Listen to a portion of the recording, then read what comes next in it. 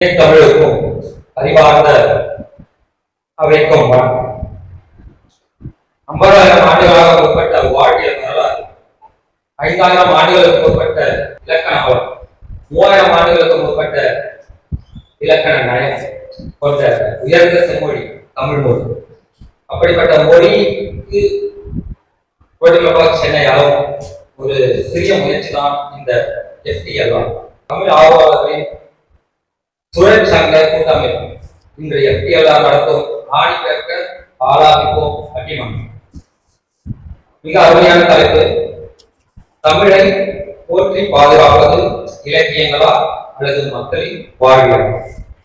தொல்காப்பியம் எழுத்து, சொல், பொருள், அதற்கு ஒரு இலக்கணம் வகுத்து போற்றுகிறது. திருக்குறள் தமிழின் அழகையும் அறிவையும் உலகிற்கு எடுத்துக்காட்டுகிறது.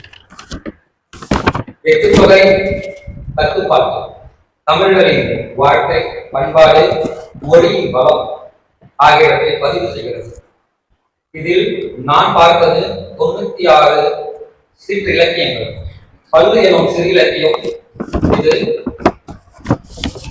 இலக்கிய காலத்திற்கும் இப்போ இருக்கும் வாழ்வியல் காலத்திற்கும் நடுவே உறவு, வேளாண்மை, ஏசல், நையாண்டி, பெருமை கொள்தல், நாட்டு பலம், ஆற்றின் பலம், மழை வைத்தல் என்றும் 150க்கும் மேற்பட்ட நெல் வகைகள், பறவைகள், பூக்கள், மீன்கள் என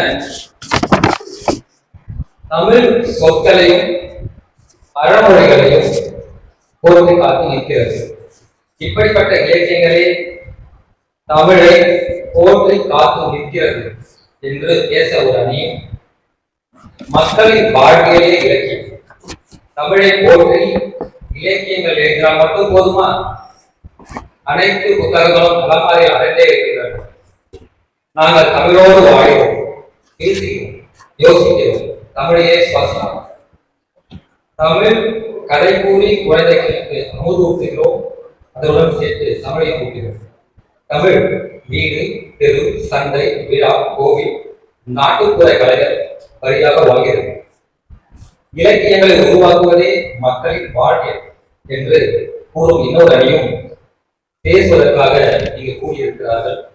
இவர்கள் அனைவருக்கும் எனது வாழ்த்துக்கள். நன்றி.